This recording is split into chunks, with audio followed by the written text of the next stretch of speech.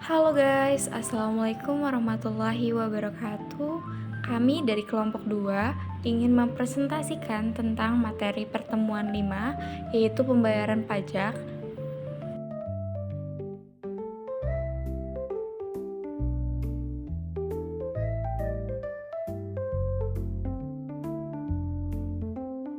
Masuk materi selanjutnya yaitu tentang pembayaran pajak. Pajak merupakan salah satu sumber utama pendapatan negara yang digunakan untuk membiayai pembangunan nasional dan kesejahteraan masyarakat.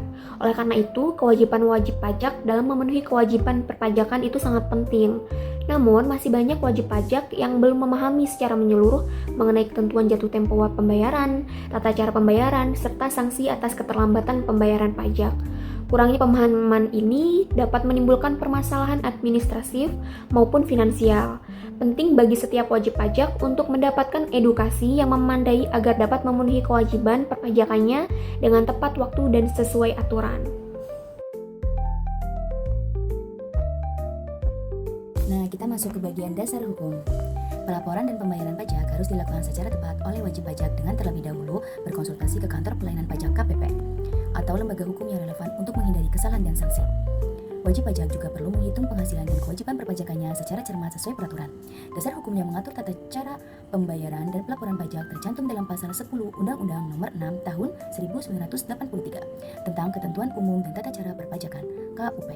Yang terakhir diubah dengan Undang-Undang Nomor 28 Tahun 2007. Ketentuan teknis lebih lanjut diatur melalui Peraturan Menteri Keuangan Nomor 184 PMK 03 2007 yang mencakup tanggal jatuh tempo, tempat pembayaran, serta prosedur pelaporan, pengangsuran, dan penundaan pembayaran pajak.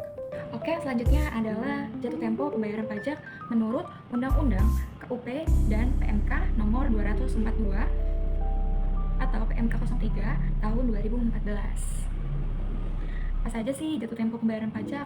Oke, yaitu ada PPh pasal 221 nomor 23, dia maksimal tanggal 10 bulan. Berikutnya, yang kedua, PPh pasal 25, dia maksimal tanggal 15 bulan. Yang ketiga, VVN maksimal akhir bulan berikutnya setelah masa pajak. Yang keempat, PBB, dia sesuai dengan SPPT. Yang kelima, pajak kendaraan bermotor, biasanya tahunan sesuai tanggal registrasinya. Oke, apa saja sih tata cara pembayaran pajak? Ada nggak sih tata cara pembayaran pajak? Tentu ada, yaitu yang pertama, pembuatan kode billing atau ID billing. Oke, yang kedua, pembayaran melalui pos atau bank, ATM atau internet banking. Yang terakhir, ada bukti pembayaran NTPN. Baik, di sini saya akan menjelaskan sanksi terlambat membayar pajak. Sanksi ini mempunyai dua jenis. Yang pertama, sanksi administrasi.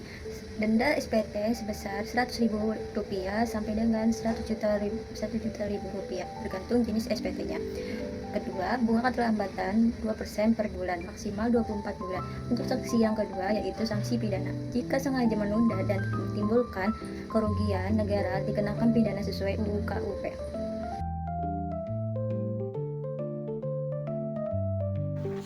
Sekarang kita masuk ke bagian contoh soal dan jawaban. Adapun contoh soalnya, PT Karya Utama memiliki kewajiban membayar PPh pasal 21 untuk bulan Januari sebesar Rp12.500.000. Jika pembayarannya dilakukan tanggal 25 Februari, berapa besar sanksi bunga yang dikenakan? Jadi untuk menjawabnya, pertama, jatuh tempo PPh pasal 21 bulan Januari itu tanggal 10 Februari 2025. Nah, tadi tanggal pembayarannya itu tanggal 25 Februari, maka telat 15 hari. Itu dikenakan sanksi bunga selama 1 bulan. Jadi untuk rumus bunganya, 2% dikali Rp12.500 sama dengan Rp250.000. Jadi, Rp12.500.000 ditambah Rp250.000. Maka, total yang harus dibayar adalah Rp12.750.000. Jadi penting sekali untuk kita memperhatikan tanggal jatuh tempo pembayaran pajak agar kita terhindar dari bunga yang dapat membebani keuangan usaha.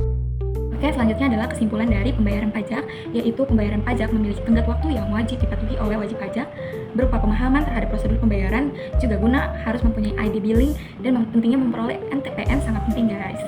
Kalau misalnya keterlambatan gitu, apa sih sanksi untuk pembayaran pajak? Yaitu dapat mengakibatkan sanksi administrasi berupa bunga, terus juga bahkan sampai sanksi pidana. Wah, ngeri banget kan guys. Terus apa sih saran untuk pembayaran pajak di Indonesia?